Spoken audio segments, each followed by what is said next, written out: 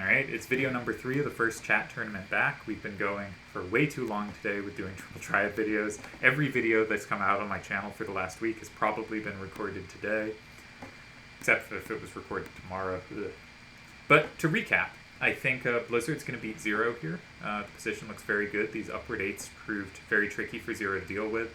They got the 9A22 out of their hand, but Blizzard found nice ways to use their directional weakness, and is, I think, going to win this one. Over here, it looked to me like DJ had a big advantage against Crescent, but Crescent has laid an interesting trick, where basically if DJ takes with 4-8-A5, they walk into potentially a ton of combos that it looks like they can't get back out of. So now have to figure out something to do.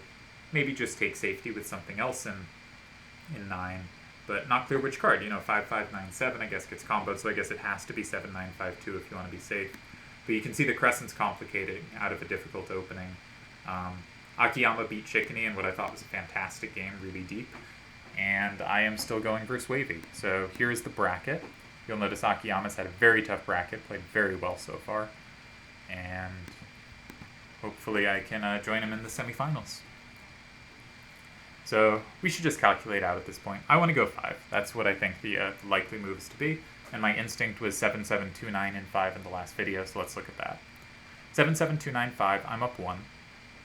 If they go 1-9-4-A and 8, oh, you should also remember, the rules are plus wall combo random. There's no same or same wall. This probably won't come up here, but it's important to remember. So 7-7-2-9 and 5, 1-9-4-A in 8, and then I can play A8, I can play A8-3-4 in 4, go +2, they only capture back 1, I win. So I win against that. If they go 8-5-7-6 in 8, then I have the easy recapture in 4, and they can't take anything, so I win. If they go 8-5-7-6 in 4, I can play 7-9-6-4 in 7, plus wall is on, I go +2, they only take 1 back. If they go 1-9-4-A in 4, I can play... Oh, that same walls, but same walls doesn't flip it. There's no same wall on. And so then I can play 7-9-6-4 in 7, I go +2, they take 1 back, I win by 1. So the question is, do they have a tie in 7? 1-9-4-A, I can just go in 4 and I win. 8-5-7-6, I can just go in 4 and I win. So I think because there's no same wall, which I'm going to check up for the millionth time, I think this is a winning move. I will be deeply embarrassed if it's not.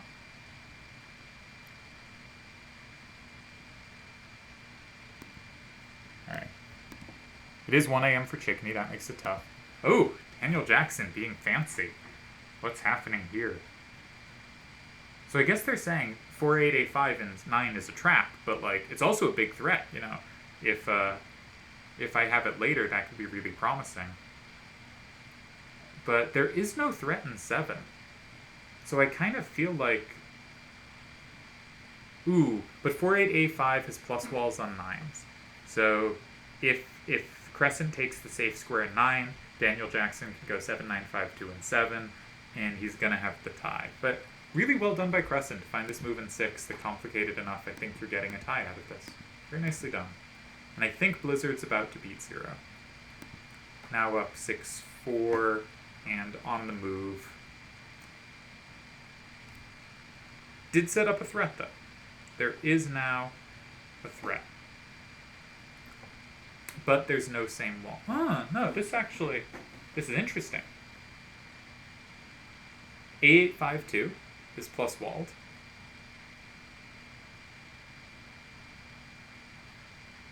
Interesting. Possibly a really nice defense there, too. 2 people go back to the wall. And I think Wavy may be about to complain that there's no same wall, which is a legitimate complaint. But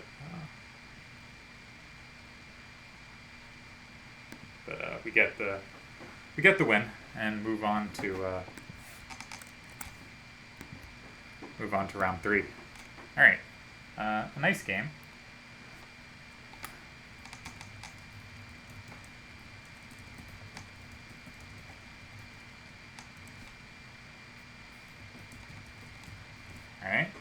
So we advanced to round 3, joining Akiyama there. And we have 2 interesting defenses in the remaining games. So did this work? That combo's back. Oh. It doesn't actually combo anything. What am I doing? Yeah. So nice win by Blizzard. Looked well-deserved from what I saw. Looked well in control. And Blizzard advances to the semifinals. So we got 1 game left. And it looked to me like Daniel Jackson had not managed to win this one, that Crescent had come from a really tough position and eked out a tie. That's what it looked like. And then there were 5, I guess. 3 through, 2 playing.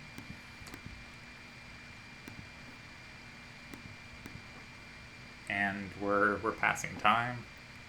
It's fun when there were 16 games in the first, or 8 games in the first round, and there was always something to hop to, and I didn't have to try to fill dead air, which is not my talent, as I may have announced multiple times previously this video. Is there some reason this isn't a tie? No. Alright, well, I'm excited to see the next game. Well saved by Crescent. That looked very bad to me and handled well.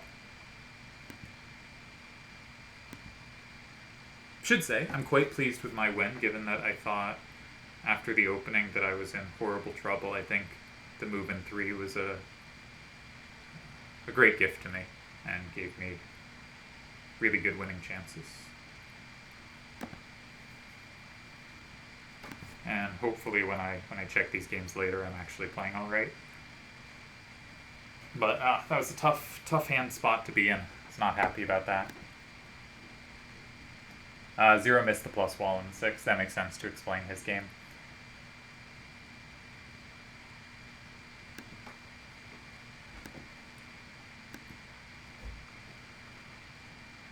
Let's see if there's anything interesting in watch games while we wait for this game to go back up.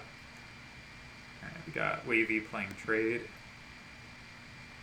So it's so interesting. So many people like taking these starters in closed when they can lock it in, with the idea being, if you have to overpower taking back, maybe I have combo potential, then really leads to chaotic action, and I really like to have more controlled feeling games earlier. But it can also be a really strong bluff, because even if you don't have the combos with when the card is played, and you don't know if you will, it can be scary to walk into that, and so oftentimes people just go somewhere else and kind of give you value for free. And very much not my style. But also, yeah, a lot of people are going to play starters where they do have the lock-in pretty well. Which doesn't mean Wingus is done. You can try to play 9 with high upward value, and that can be ambitious. You could even play like 1 with just a low value facing out and say the same thing again. Take me, and I might have combos. And you can sort of do that for a long time, and it's not a bad way to play. It's very much not my style. I don't like this move. I think Wavy can divide the board up really well, depending on his hand, of course, by going in 3. And has potentially a really, really good setup.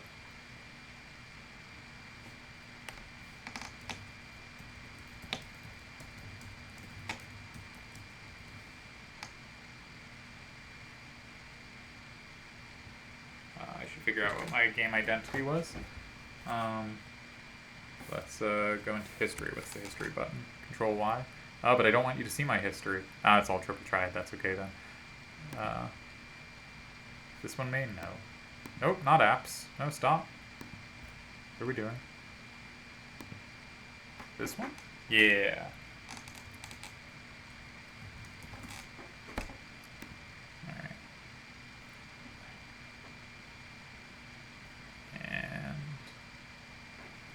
Supposed to say the move order because I should follow the rules instituted on my behest.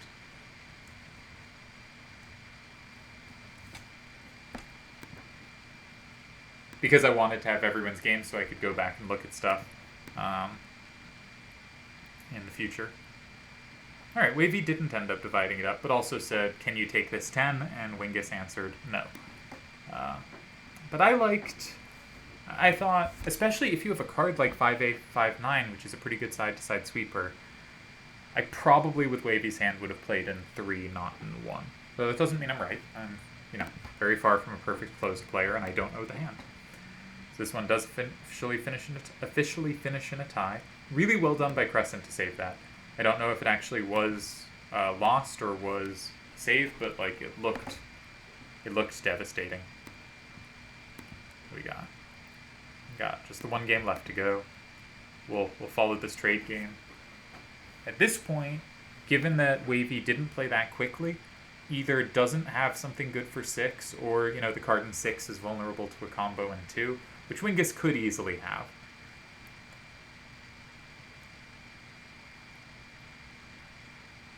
There's not really much value in setting up in 3. I'd probably try to go in 2 and keep my best down power card. That'd be my instinct. Oh, that's if you have that, yeah, I agree with that. Good play. Oh, Wavy's the red cards, not the blue. Alright, well then, I don't know what I'm talking about. Ignore everything I said. And we'll go check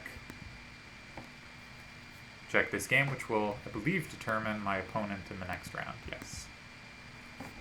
6677 is a very powerful card. Emerald Weapon is sort of interesting card at level 8, because a lot of times I think rares have like one big number but are otherwise just bad cards. But 534A has a lot of plus wall potential against 8s and 9s, which is what you see at its level. So it has a little more play than some do, but I think it is not a very good card in general, even with that. 4994, I've never seen that card before, this one at the bottom. Or I don't think I have. Sergeant Joe won me a tournament, so I will ever be grateful to that card. And 4A93 and 1 is possible. Not very appealing. The problem is not so much that they can take, but that your recaptures both have a 9 to the right, that you can't recapture that. It's somewhat unappealing. Can we set up against the starter? I'm saying we from whoever's turn it is to play. Yeah. So something like 4994 and 5 is somewhat appealing. Probably other ways too. Alright, I think I'm gonna cut off this video fairly early, figure out what's happening with dinner, and come back. Maybe I should leave it on and mute? Nah, we'll cut off the video and come back.